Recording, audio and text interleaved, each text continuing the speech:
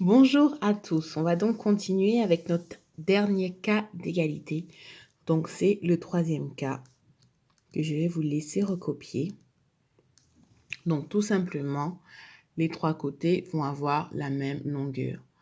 Donc là, si on repart sur nos parallélogrammes et tout ça, sur les quadrilatères, il faut bien être conscient que les deux côtés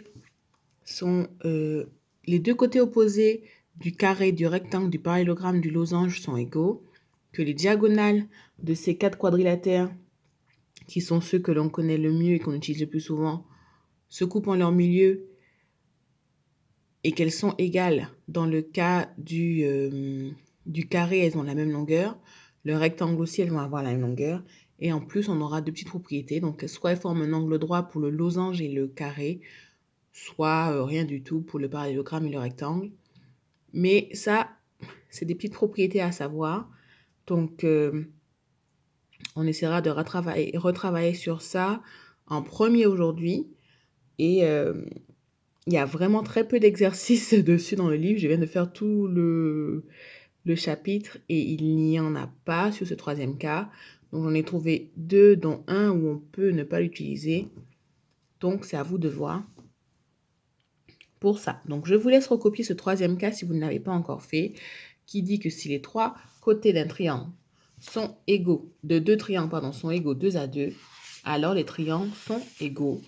Si deux triangles ont leur côté 2 à 2 de même longueur, alors ils sont égaux en même temps. Là, avec toutes les constructions qu'on a fait en cinquième de triangle, on connaissait déjà cette propriété. Même les autres, mais c'est juste qu'il faudra bien l'utiliser et surtout bien lister vos données. Donc, on commence par travailler sur le numéro 130 de la page 244. Donc, AB et CD sont deux diamètres d'un cercle de centre O. Donc, un diamètre, on le sait, on a notre cercle, hop, de centre O, on fait notre petit cercle.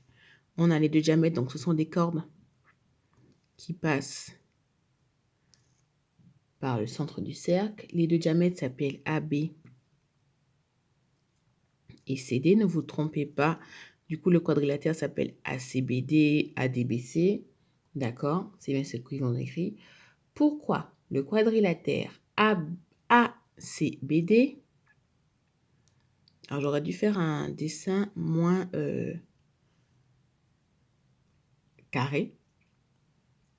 Pourquoi c'est un parallélogramme? Qu'est-ce qu'on sait du parallélogramme? Donc ici, on a tracé les diagonales. Qu'est-ce qu'on sait du parallélogramme? Là, on le lit. Un parallélogramme est un quadrilatère qui a ses côtés opposés parallèles. Les diagonales d'un parallélogramme se coupent en leur milieu. Or, on le sait, dans un cercle, le centre du cercle est le milieu du diamètre, d'un diamètre. Donc ici, on a un diamètre AB, un diamètre CD qui se coupent respectivement en leur milieu, puisque O est le milieu de AB qui est un diamètre, O est le milieu de CD qui est un diamètre.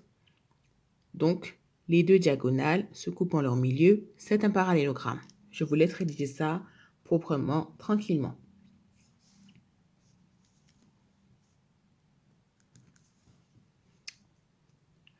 Voilà, pourquoi est-il un rectangle? Qu'est-ce qu'on lit? Un rectangle est un parallélogramme, donc là on a déjà montré que c'était un parallélogramme, qui a un angle droit, et attention, les diagonales d'un rectangle se coupent en leur milieu et ont la même longueur. Donc vu qu'ici on est sur des diamètres, qui est égal à 2 fois le rayon, nos deux diamètres ont la même longueur, donc les diagonales ont la même longueur, c'est donc, et se coupent en leur milieu, c'est donc un rectangle. Voilà, je vous laisse rédiger ça bien, proprement. N'oubliez pas, toujours on donne d'abord les données. Les diagonales se coupent en leur milieu, donc c'est un parallélogramme. Les diagonales se coupent en leur milieu et elles ont la même longueur, ou bien c'est un parallélogramme dont les diagonales ont la même longueur, donc c'est un rectangle. À vous de bien rédiger ça et de bien vous rappeler de toutes ces égalités de longueur qu'on a dans nos quadrilatères usuels, enfin vus beaucoup au collège.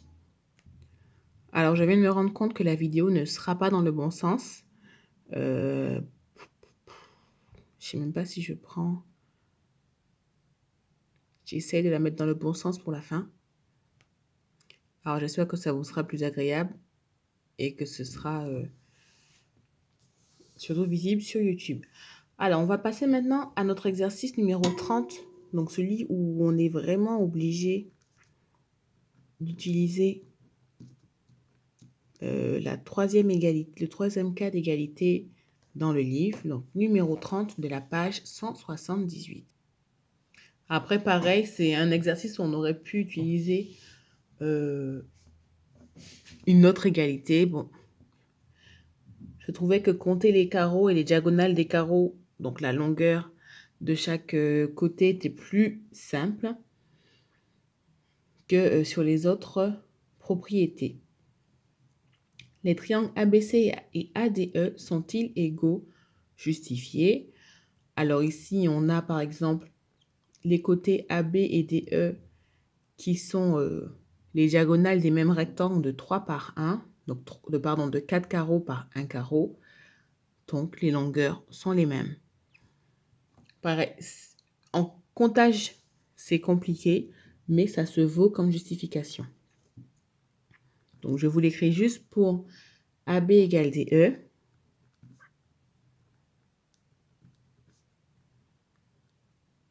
Désolé, c'est un égal. Car ce sont les diagonales. Alors,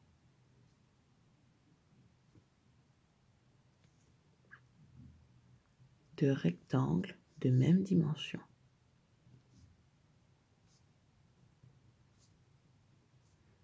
Donc, comme on l'a vu tout à l'heure, si on faisait un petit théorème de Pythagore aussi, vu que c'est la diagonale d'un rectangle qui a la même dimension, forcément, elles auront la même dimension. Alors, il y a plusieurs dimensions.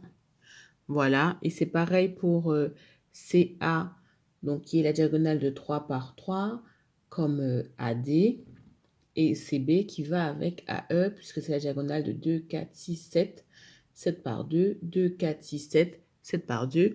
Donc, c'est pour ça qu'ils vont se correspondre. On pense bien à écrire, donc, d'après la troisième.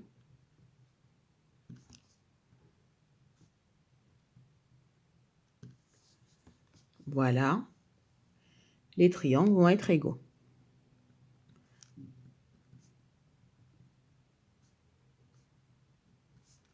Le B, on vous demande de justifier, de déduire pourquoi BAC est égal à ADE.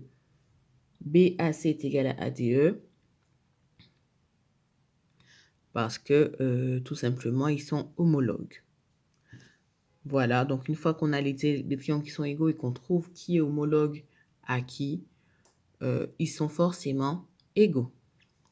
On continue avec le 23 que je vais faire avec la troisième égalité, mais comme c'est un triangle isocèle,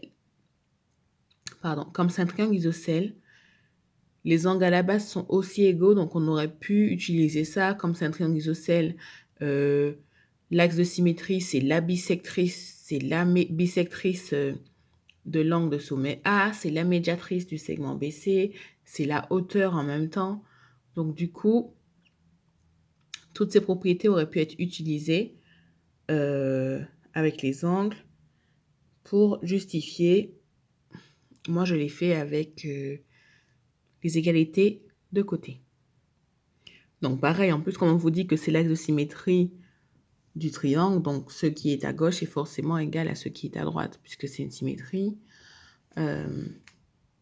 Donc pareil, l'angle de gauche va être égal à l'angle de droite. Donc voilà pour cet exercice.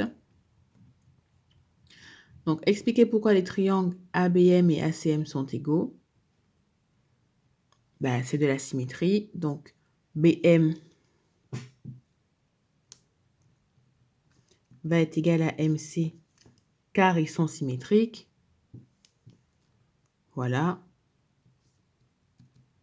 Puisque je rappelle que la symétrie axiale conserve les angles, les longueurs, les alignements et les aires. Donc, AB, BM va être égal à MC, AB va être égal à AC, AM va être égal à M, bien sûr, puisque c'est la même longueur. Donc, les triangles sont égaux, tout simplement. Donc, on pense à bien lister toujours ces 3 données pour avoir 2 triangles égaux. Après, si vous n'utilisez pas ça, je ne pourrais pas vous en vouloir parce que vraiment, tous les autres exercices, même celui que je vous ai mis, le numéro 30, peuvent être résolus avec n'importe laquelle des égalités. Voilà. Le numéro 5, bien évidemment, de la page 176, mais je l'ai gardé pour après. Donc, voilà. Donc, d'après le troisième cas, donc bon, des fois, je mets la troisième égalité des triangles, des fois, je mets le troisième cas. C'est à vous de voir. Et je vous rappelle que, bien sûr, l'ordre n'est pas établi. Donc, dès que vous dites d'après les égalités des triangles, c'est que c'est l'une d'elles. On sait que vous savez de quoi vous parlez, surtout si vous avez mis vos 3 données. Par contre, s'il n'y a pas les 3 données et que ça tombe mal, ça ne va pas bien se passer pour la notation. Pour le brevet, que j'espère vous pourrez passer dans de bonnes conditions l'année prochaine. Bien, c'est fini pour aujourd'hui. Bonne journée à vous et bon courage. Au revoir.